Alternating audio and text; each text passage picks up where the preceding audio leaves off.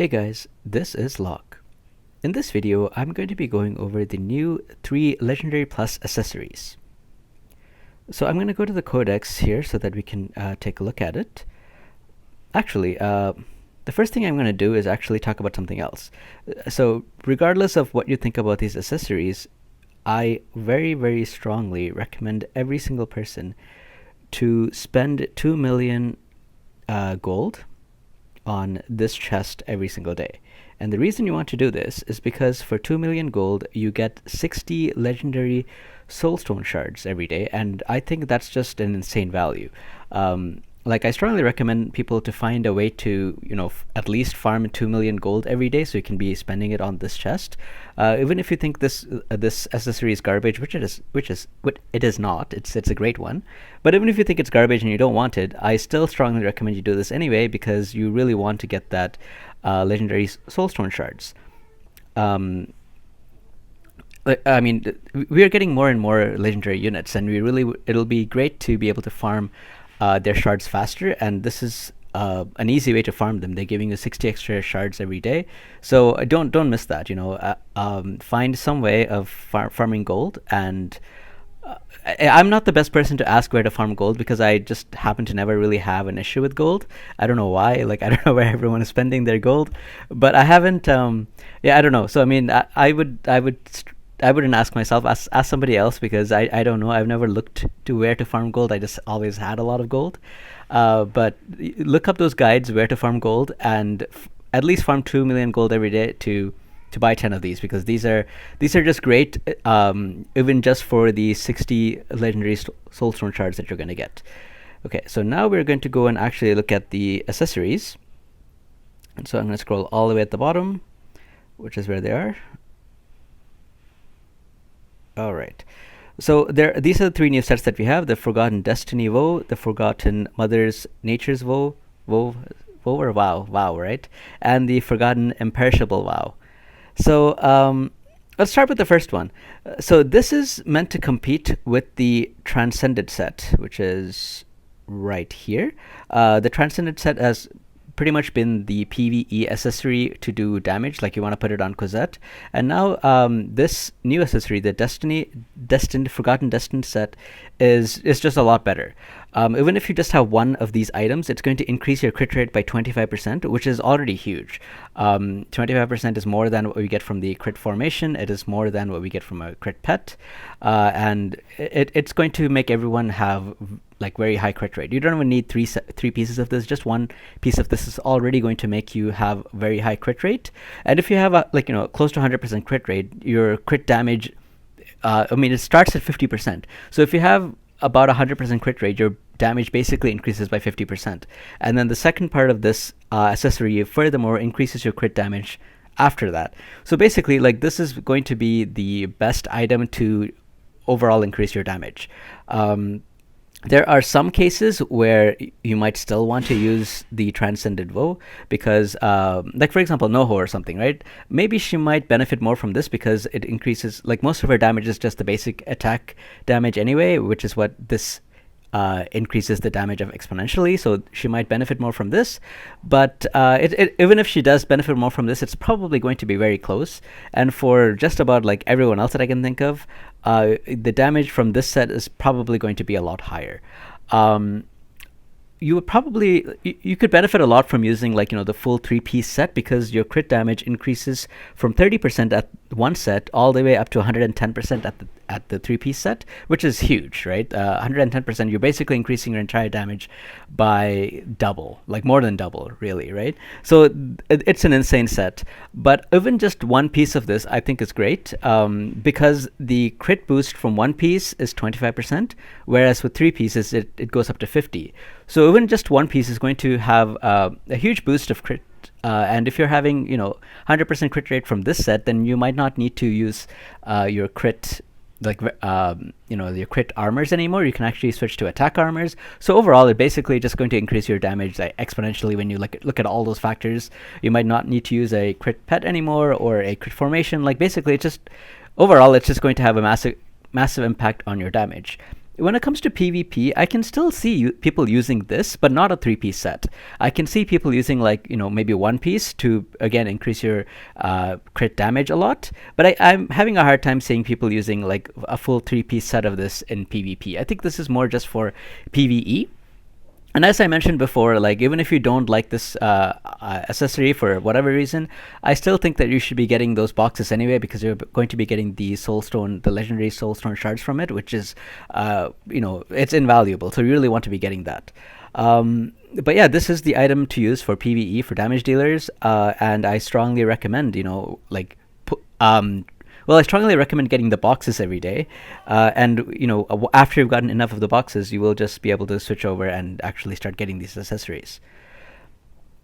So the next item is the Forgotten Mother Nature's Vow. So this is a PvP kind of item. This is actually similar to Claire's passive. So what it does is it basically knocks back the target, and the distance it knocks back depends on the amount of pieces that you have. And then it decreases the movement speed for 5 seconds and has a chance of paralyzing them for 2 seconds. So there's a 100% chance that you will decrease the movement. And then depending on the number of pieces that you have from a 25% chance to paralyze all the way up to 100% chance to paralyze. Although it seems like a pretty good effect at the three-piece set, I think it's going to be really hard for people to actually use this on people in a three-piece set, because you probably want to have revive and rage on most people. So because of that, you need to have something like maybe the Carrion Pet or something, which is an L plus pet, and then you might have to have units that have passives like spikes to then be able to use a three-piece set. And even then there might be something better to use anyway. Like I can see people using maybe one or possibly two of these on units in PvP, but again, it's very hard for me to picture somebody using a three-piece set of this in PvP. However, I do think that this is a very powerful PvP item. If you use it on somebody like Juju or Claire, it's going to stack with their passives, which, like for example, Claire already knocks back target and shackles them, right, with her actives and passive skills. And this is going to be like an extra thing that she has, which lets her be able to which increases her role, like helps her to put more damage. Sorry, not damage. Helps her to put more distance between herself and the enemies. And even if she's like stunned or something, like if an enemy comes, like Shane gets a jump on her and stuns her, this effect will still kick in, because this is when hit. So even if she's stunned, she will still be able to knock back the target and stun them, paralyze them for 2 seconds, and decrease their movement speed, letting her have a little bit more like breathability, like letting her have a little bit more breathing room, basically, right? So I think this is a very strong set, and as more and more people start getting this, as they're able to as time goes on, more and more people will be able to get this. Right now, it's mostly the people that are spending money on the packs in the what is it called, like the event shop. That's the people that are able to already have these right now, unless you're very, very lucky and you happen to get them by chance from these boxes. But as more and more people start getting them, I think I would expect them to be used quite a bit. And I think it's a very good set. So definitely I would recommend most people go for it. The cost to try to get it, like every day, you need 100 Crimson Essence. That basically comes out to two legendary equipment or one legendary weapon that you have to dismantle to get the Crimson Essence. Just in case you don't know what I'm talking about, if you go to Salvage and you pick a weapon, you can see that I will get 125 of these Crimson Essences, and if I pick an armor piece, it is 50. So I need at least 2 of these to get 100 Crimson Essence every day. And with 100 Crimson Essence every day, I can get the 10 boxes a day, which I would, I would need to keep doing this for a long time to be able to get enough to actually craft one of these. But yeah, I still think it's a very good equipment, and I think everyone should. If you are able to get that Crimson Essence every day, I would strongly recommend everybody to get these boxes and try to get these. I do think it's a great accessory to have. The last accessory they added is the Forgotten Imperishable Wow accessory. the effect is similar to the rage accessory. Like it gives you the immortality skill for 10 seconds. Sorry, not 10 seconds. For 6 seconds at one piece and 12 seconds at three piece, and it's activated when the HP goes down below 10%, which is the same as the rage accessory. But they both have a different secondary effect when this takes place. So for the rage accessory, just to compare, which I think more people would obviously have access to. So this accessory, what it does is that it increases attack speed, attack, and ultimate skill gauge by 1%. And of these, the ultimate skill gauge I think is the most important one. Especially at three-piece set, you get 100% increase in ultimate skill gauge. Whereas with this set, you instead decrease your skill cooldowns. So at the first piece set, it decreases by 10 seconds, and at the two piece, it's 20 seconds. At the three piece, it's 30 seconds. And it also increases your accuracy rate as well. So this is similar to the Chris Plus's passive. The accuracy rate is also quite significant. At three-piece set, it's 24%. At one piece, it's 8%.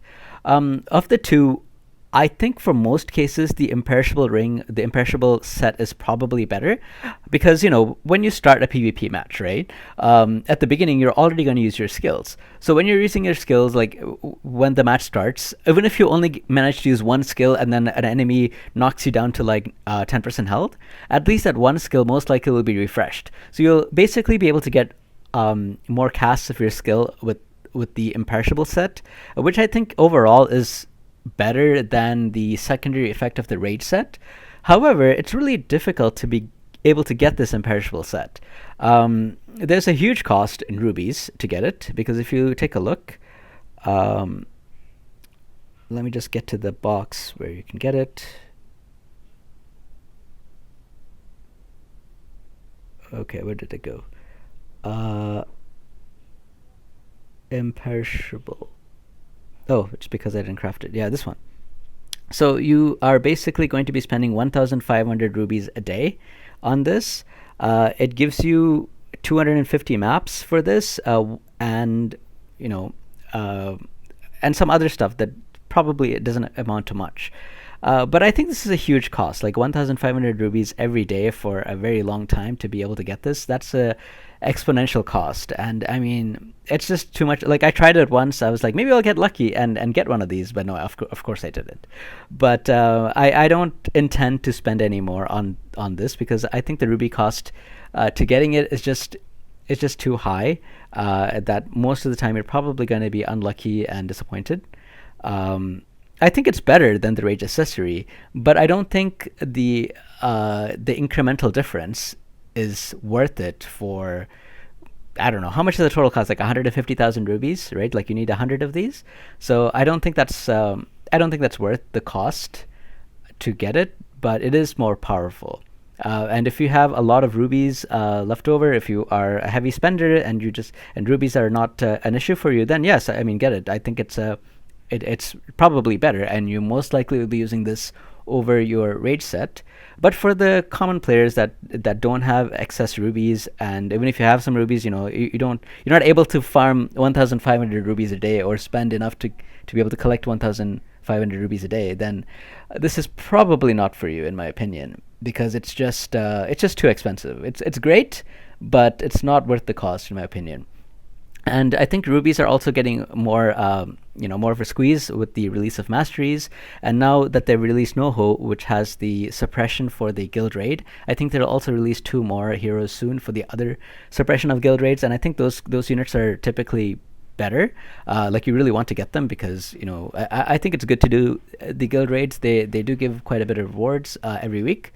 So you probably want to be spending your rubies on that instead of just, instead of this accessory. So that's my opinion. But overall, all 3 accessories are good, in my opinion.